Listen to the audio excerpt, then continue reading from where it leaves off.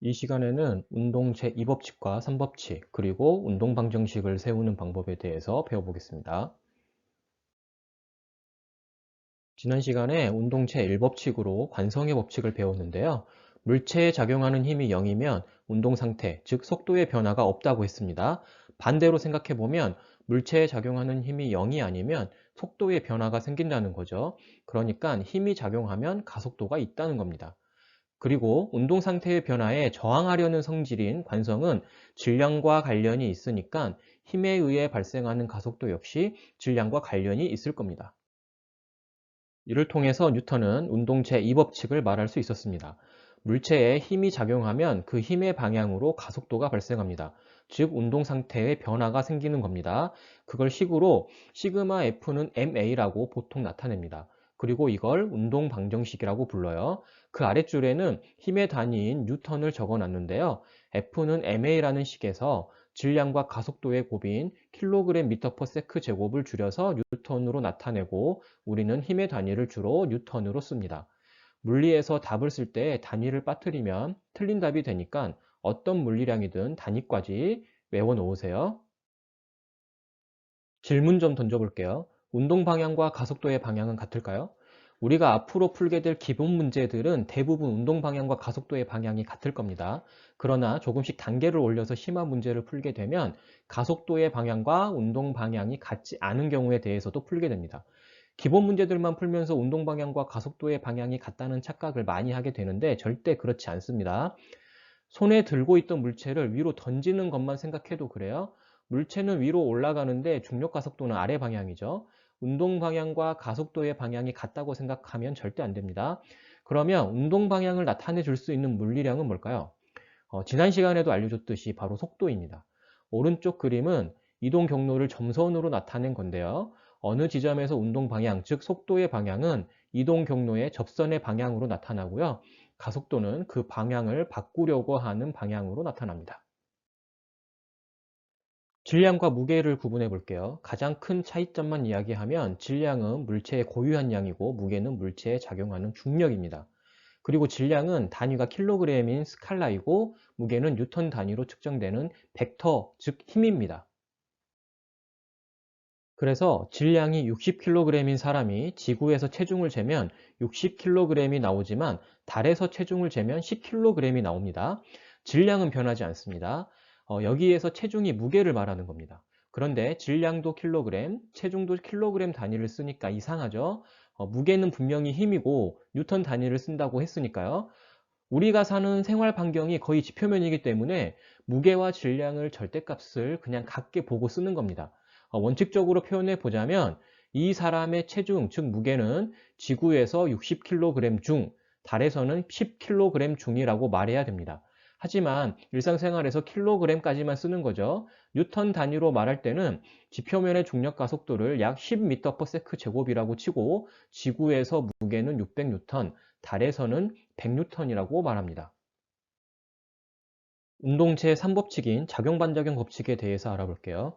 작용과 반작용은 구분해야 하는 이유는 간단합니다. 운동 방정식을 잘 써야 하기 때문입니다.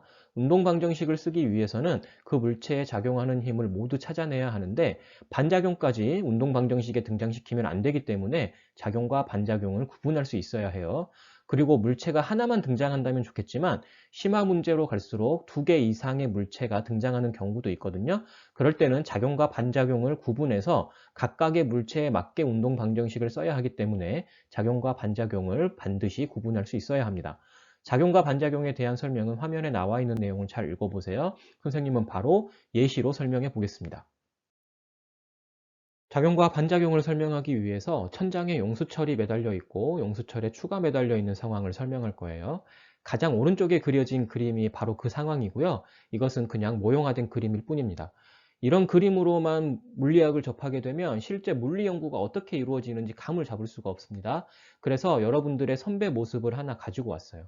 가장 왼쪽에 있는 사진은 작년에 11기 선배가 본인이 만든 캔 이성의 무게를 힘 센서를 이용해서 재고 있는 모습인데요. 이렇게 저울을 이용해서 무게를 재는 것은 사실 가운데에 있는 사진처럼 용수철에 추를 매달아서 용수철이 늘어난 길이를 재는 것과 같은 겁니다. 그런데 이렇게 실제로 일어나는 측정 행위들은 보통 이상적이지가 않습니다. 그리고 이상적인 상황을 이해하지 못한 채로는 실제 측정 행위와 측정 결과를 이해하기 힘듭니다.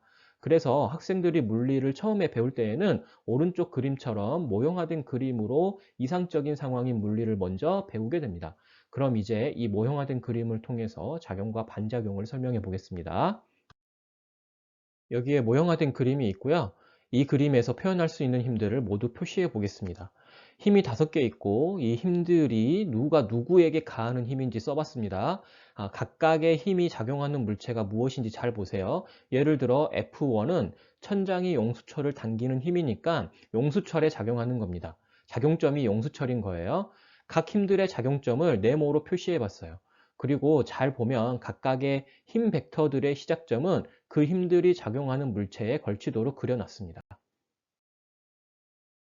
이 그림은 평형 상태를 나타내고 있으니까 이제 이 힘들을 평형과 작용반작용으로 구분해 볼게요. 평형은 한 물체에 작용하는 힘들이 평형을 이루는 겁니다. 용수철에는 F1과 F4가 있고 벡터학과 송분으로 표현하는 것에 대해서는 지난 시간에 설명했었습니다. 용수철에 매달린 추에는 F3와 F5가 있고 이걸 식으로 쓰는 건 역시 지난번에 배웠습니다. 이 힘들이 작용하는 물체, 즉 작용점이 한 물체 안에 있다는 것을 주목하세요. 작용과 반작용은 이렇게 평형식처럼 벡터합을 할 수 없다는 것이 특징입니다. 크기는 같고 방향은 반대지만 이걸 더하거나 뺄 수가 없습니다. 작용점이 다르니까요. 다른 특징은 뭐냐면 작용 반작용 관계를 이루는 힘을 누가 누구에게 주는 힘인지 말로 써놓으면 누가와 누구에게가 서로 바뀌어서 쌍을 이룬다는 겁니다. 혹은 무엇이와 무엇을 서로 바꾸면 쌍을 이룬다는 거예요. 그래서 정리해 보면 작용점이 같은 힘들끼리는 벡터 합을 할 수가 있다. 작용 반작용은 앞뒤가 서로 바뀌어 있는 힘들끼리 쌍을 이루게 된다. 그리고 우리가 이걸 구분해서 굳이 배우는 이유는 바로 운동 방정식을 잘 쓰기 위해서입니다. 이제 운동 방정식을 배워볼게요. 운동 방정식을 세우는 이유는 그 물체의 운동을 분석하기 위해서입니다. 더 쉽게 이야기하면 가속도를 구하기 위해서예요. 어느 순간에 가속도를 구하면 그 다음 순간에 속도를 알 수가 있어요.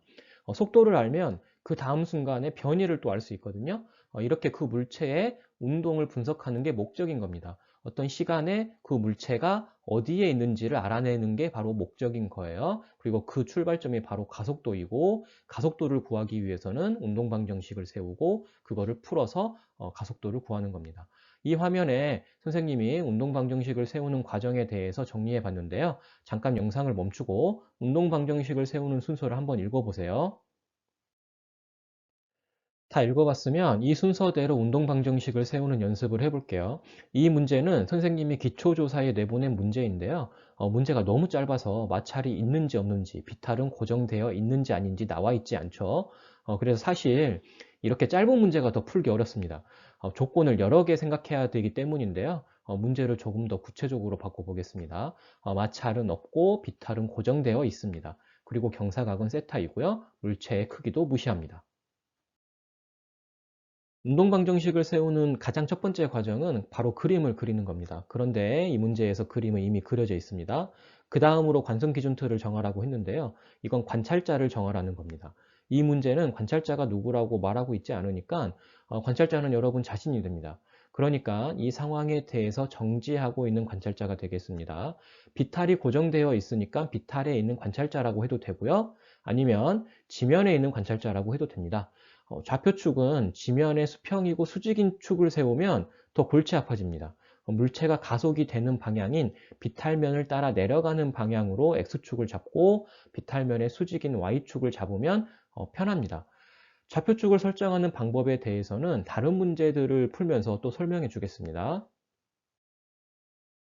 다음으로 물체에 작용하는 힘들을 찾습니다. 여기에 요령이 있습니다. 먼저 이 문제에서 지표면 근처라는 말은 없지만 별다른 말이 없으면 지표면 근처에서 일어나는 일인 겁니다. 그래서 무조건 중력을 표시하는 것이 요령입니다. 중력은 질량과 중력 가속도의 곱이고 연직 아래 방향으로 작용한다고 생각하면 됩니다. 그림을 보면 물체와 비탈면이 접촉하고 있습니다. 접촉면에는 무조건 수직 항력이 있다고 생각하는 것도 요령입니다. N으로 표시하면 되고요. 비탈면이 물체를 떠받치는 힘이니까 작용점은 물체에 있는 것이고 비탈면의 수직으로 위쪽을 향합니다. 여기서 주의할 점이 이 수직 항력의 반작용을 물체에 그리면 안 된다는 겁니다.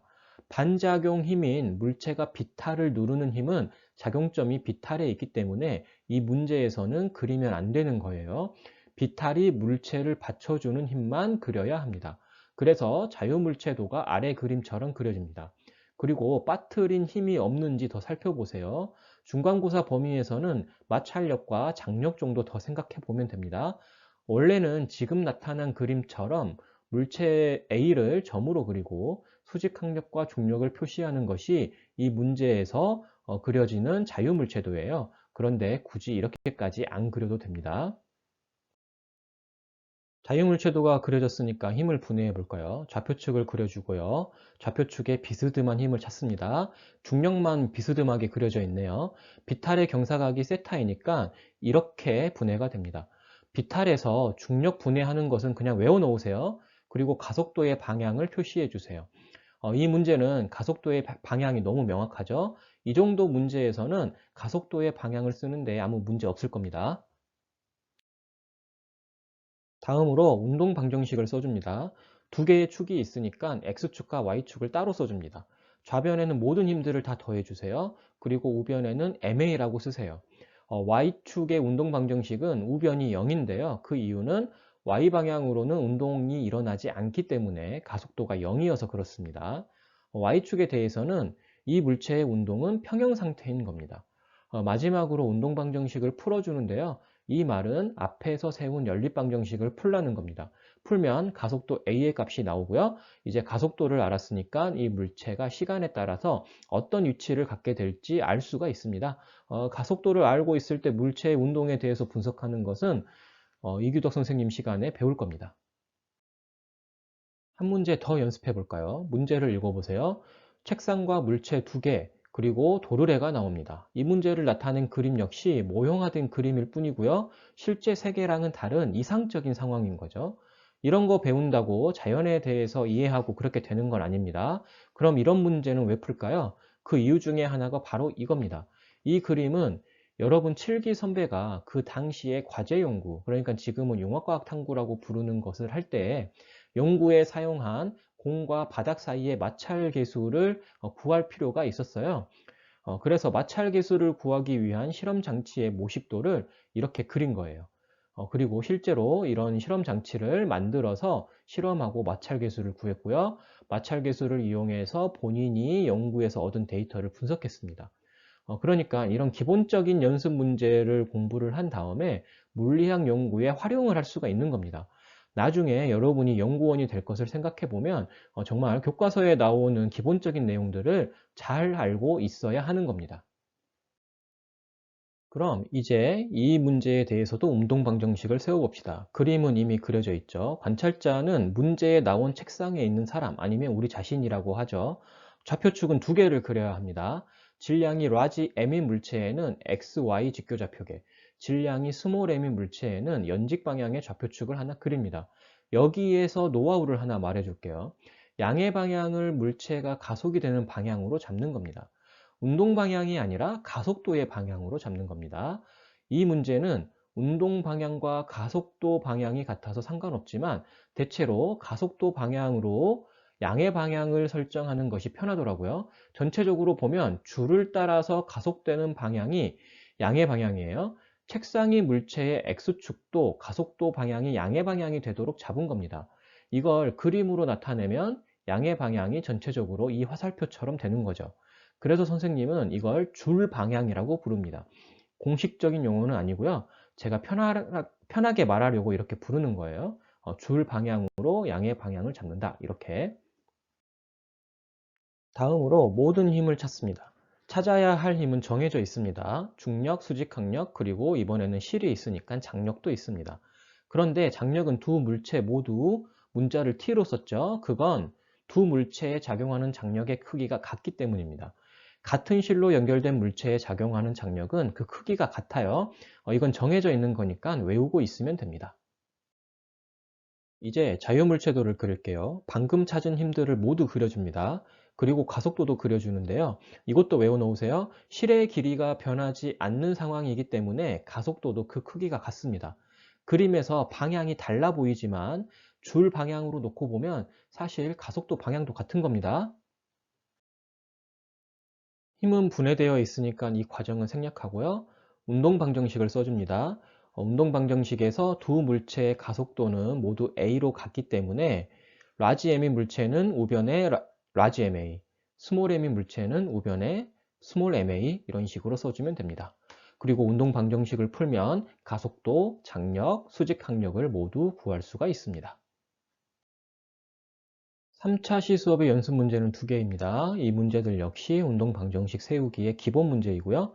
화면 오른쪽에 운동 방정식 세우기 노하우를 좀 적어봤어요. 읽어본 다음에 문제를 풀어보세요. 역시 이 문제들 역시 제출해야 되는 문제입니다. 다음 시간에는 마찰력과 마찰력을 포함한 운동 방정식에 대해 공부하겠습니다.